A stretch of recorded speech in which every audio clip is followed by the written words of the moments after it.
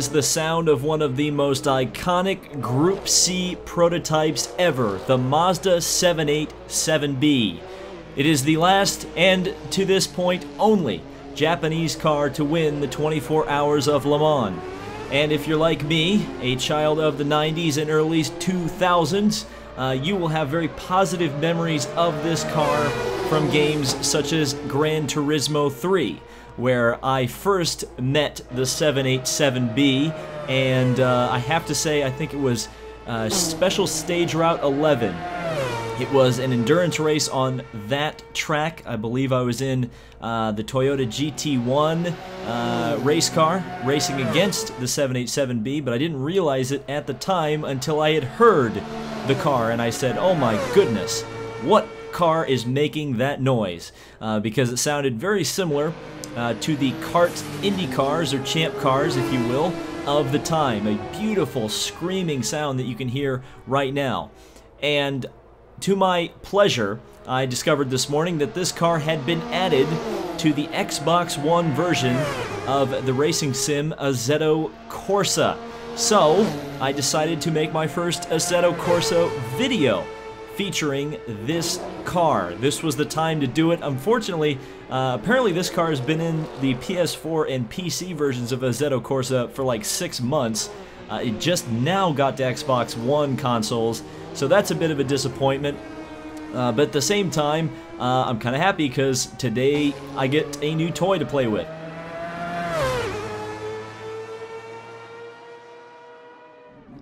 So yes, we are doing a Group C race on the Monza 1966 circuit. It is the closest thing I could get to the old Le Mans circuit with the long, fast straightaways, sweeping corners, and frankly, it's easy to drive with an Xbox One gamepad. So, let's get this thing underway. Let's qualify this car. And rather than yap over the warm-up lap here, I'm just going to let you sit back, relax, and listen to this fantastic sounding Mazda rotary engine.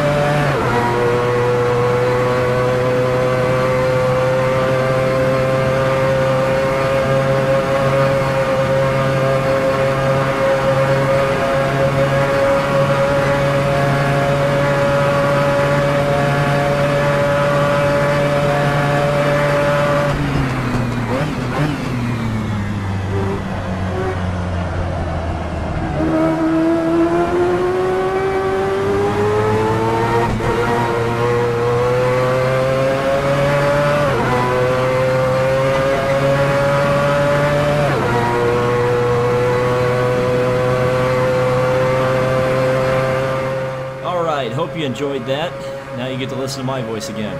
So we're going to qualify the Mazda 787b. I'm only going to do one lap because frankly we don't need to waste too much of your time because it's going to be a 10-lap race anyway, and that's going to take a fairly long time. You would assume anyway. Especially if I have to restart it a few times, because I do have the AI difficulty on Alien, so it's possible that they will screw up and crash, or crash me at some point, and I'll have to restart. Then I'll be filming an Assetto Corsa video an entire day of my life. In fact, depending on how I feel about this lap, I might actually go for another one. These are fairly short laps here at Monza. It's a very, very fast circuit.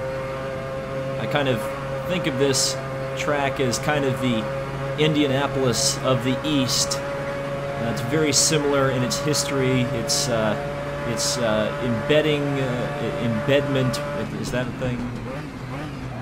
It's feeling in the culture of Italy and Italian racing, such as Indianapolis is embedded in the culture of American racing. I think those are the words I'm trying to put together. Of course, you can run with the oval variant of this track in this game. I have not done that for this playthrough because of the fact that the AI get a little bit derpy when you're on the banking. Whoa, and I got a little bit derpy there, and we're off track. Well, I shouldn't have done an extra lap. Listen to your instincts next time, David. But anyway, I didn't do the banking because that stuff happens. Generally a lot more. Oh god, is this Porsche gonna hit me? No, he didn't. Okay. Alright, well, we've crashed the car in qualifying. The crew's gonna have a lot of work to do, and we are quickly falling down the field. But it doesn't look like we're going to be last. Holding my breath on that one. But we'll see where we line up on the grid. And here we go, ready to race at Monza. So we qualified the car in 9th. Not too bad, all things considered, even though there were a couple cars that did 3-minute laps, so apparently they ran the long version of Monza.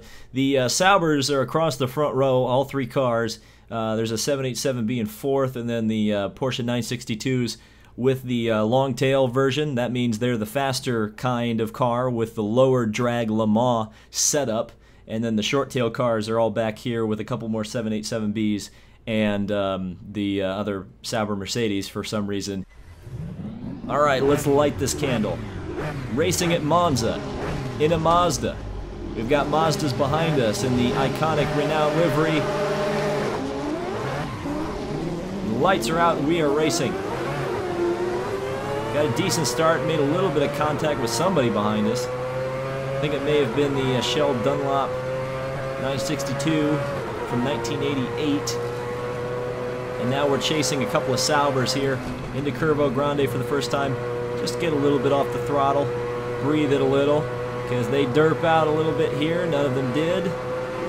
We're going to pass the Sauber Mercedes there, and now chase down the Rothmans liveried Longtail 962. Just ease it into the first Lesmo, nice and easy.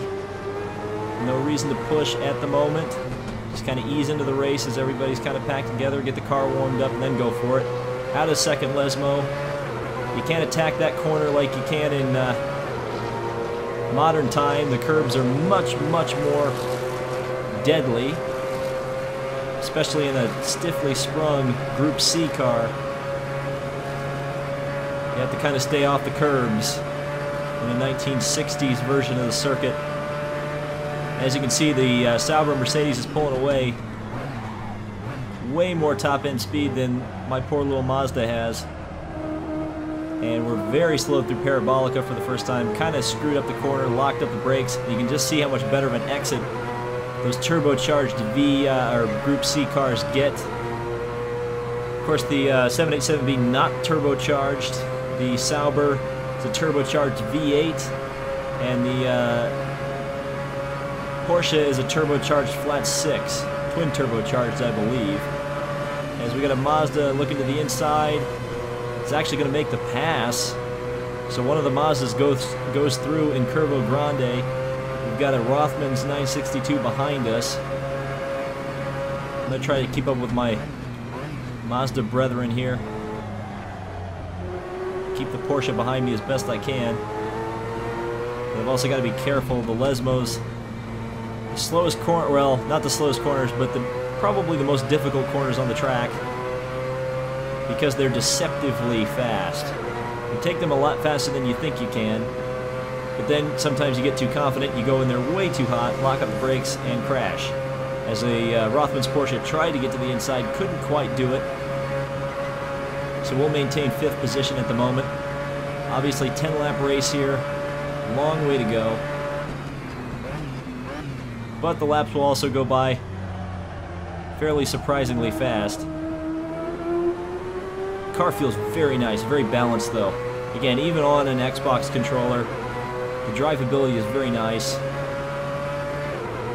And it just sounds remarkable, like I kind of demonstrated in qualifying.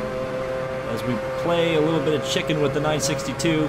Yeah, we blocked him there, so he's not going to be able to make that move. Now, it's going to be tough to block on the main straightaway because it is so wide, because of the fact that the oval portion of the track was in use at this point. You can run on the oval portion, but I decided for the purposes of this video not to do that,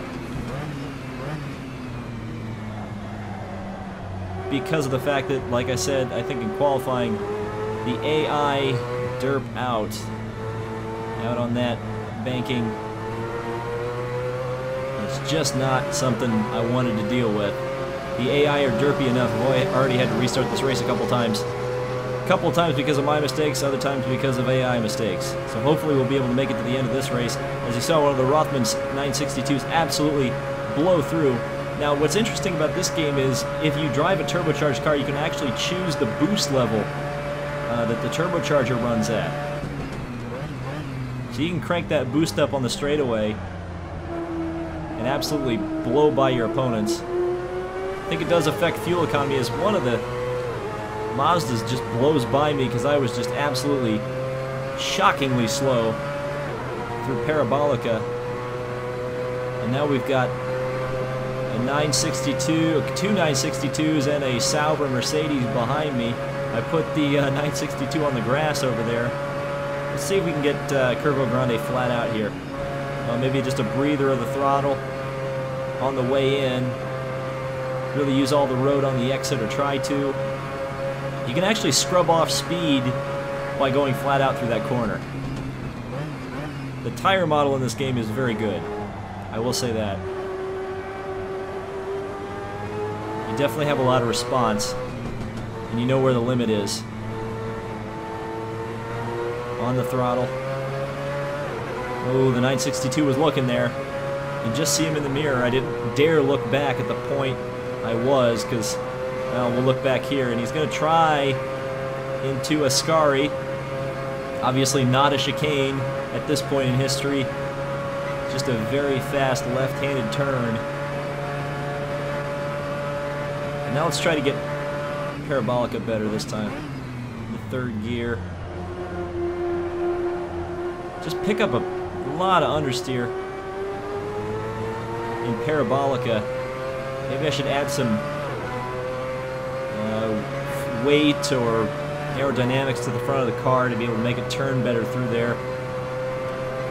Like I said, I think I said this previously, but there's no custom setup on this. This car is bone stock.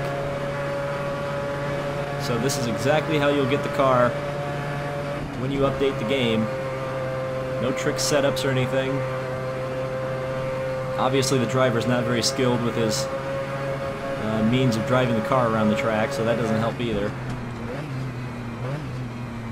We get the car into third gear here for Lesmo.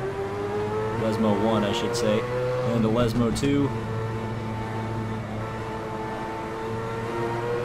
A little bit out to the wall there. I'm still not using the track effectively. And that Sauber Mercedes is going to be all over me here in a second. He's going to look to the inside. I should have blocked, but I was looking in the mirror.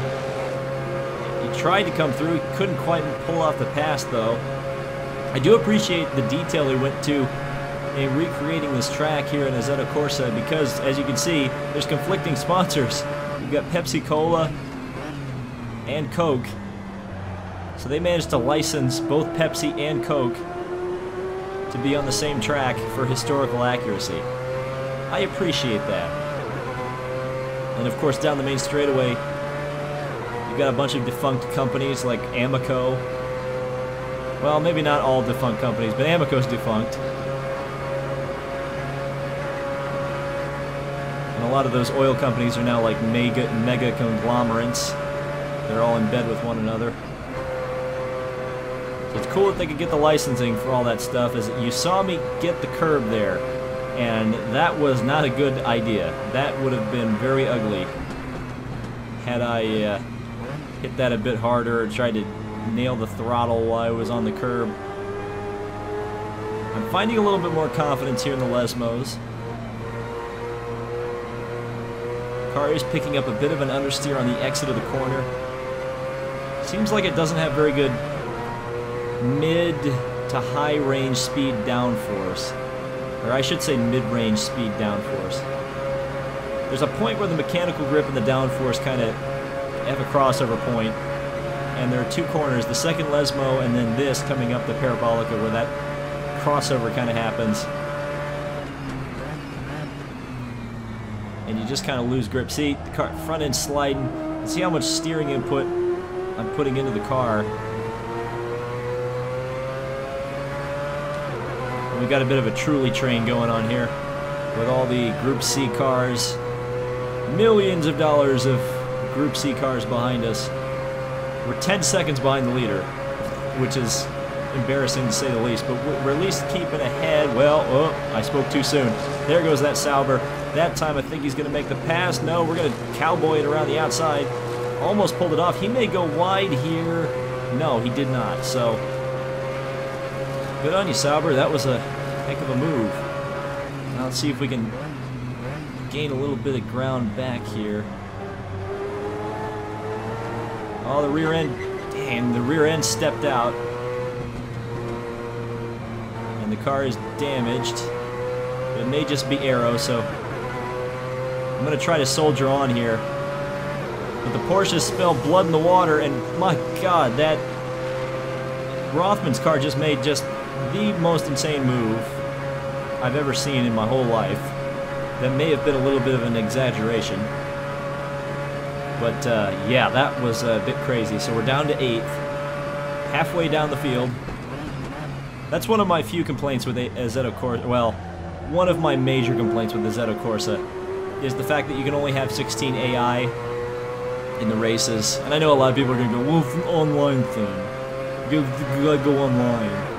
And to which I say, well, you're still going to race against 16 cars, right? You know, I would like the ability to have, like, you know, 55. I know it's a bit unreasonable, but, you know, a lot of Group C cars out here. I feel the 16 feels a bit anemic.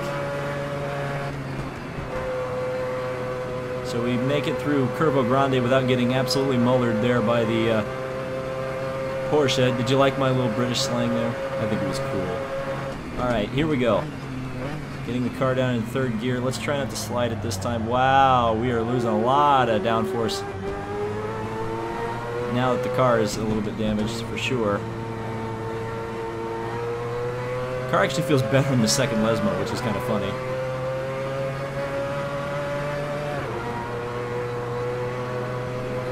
And Porsche is going to make the move down to the inside. I can't believe he pulled that off once again. And no, he's not, because he's on the inside of the track.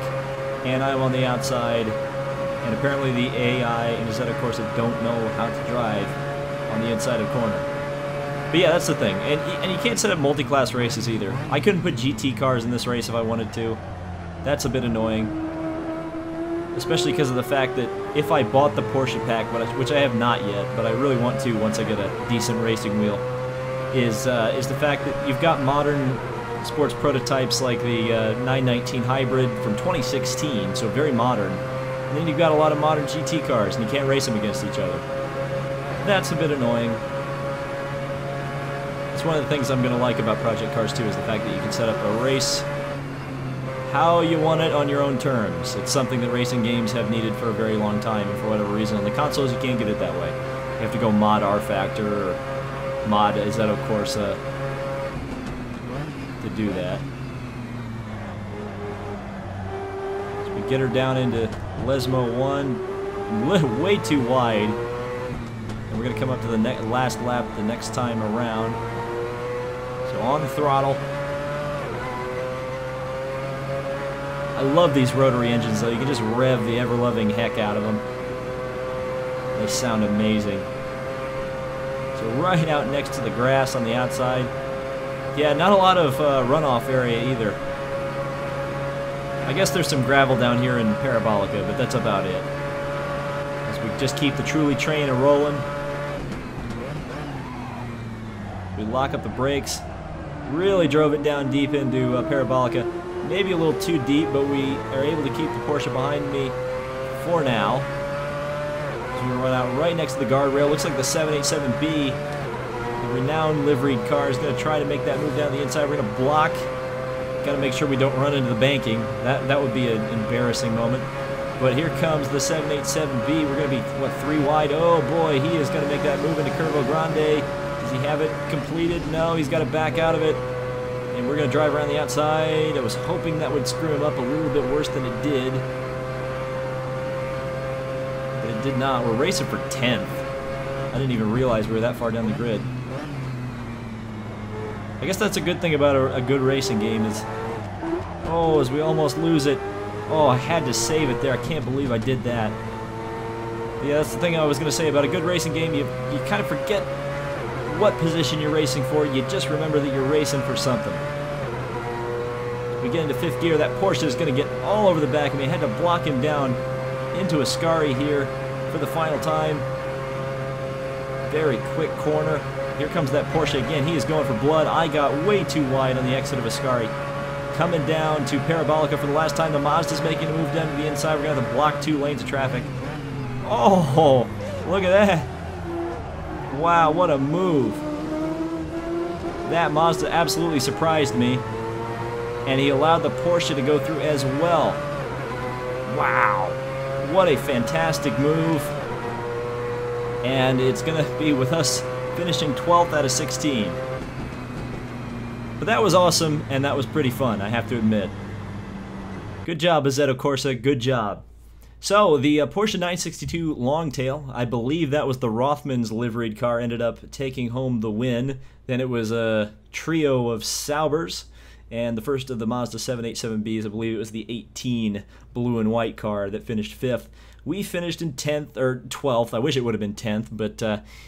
we just got a bit, I'll be honest, we got a bit snookered by the Mazda at the very end there and allowed the shell liveried 962 down to the inside. But we did stay ahead of the 962 short tails, so I guess that's a small victory.